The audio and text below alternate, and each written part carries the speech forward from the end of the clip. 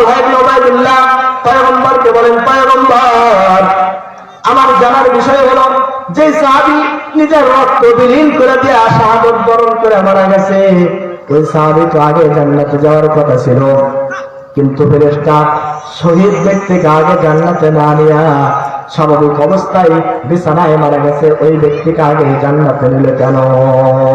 পয়গম্বর আবার একটা প্রশ্ন, শাহাদাত বরণ করেছে উনি তো আগে জান্নাতে যাবেন। মুসলমান ভাইরা আমার, পয়গম্বর উত্তর করলেন, ও তালহা ইবনে উবাইদুল্লাহ, এই সহজ কথা তুমি বোঝো নাই। যে সাহাবী 1 বছর আগে শাহাদাত বরণ করেছে, যদিও সে শহীদের দরজা লাভ করেছে, কিন্তু 1 বছর পরে যে সাহাবী মারা গেছেন, তুমি কি জানো না সেই 1 বছরের ভিতরে সে কতগুলা সিজদা আল্লাহ তাআলার পায়ে দিয়েছে?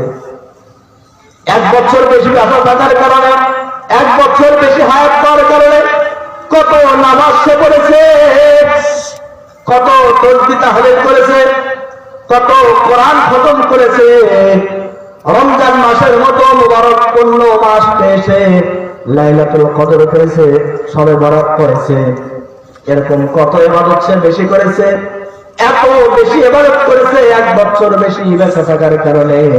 এই জন্য যদিও আগের ব্যক্তি শাহাদাত বরণ করেছে, তারপরে 1 বছর হায়াত বেশি পাওয়ার কারণে এই ব্যক্তিকে ফেরেশতা আগে জান্নাতে নিয়ে গেছে।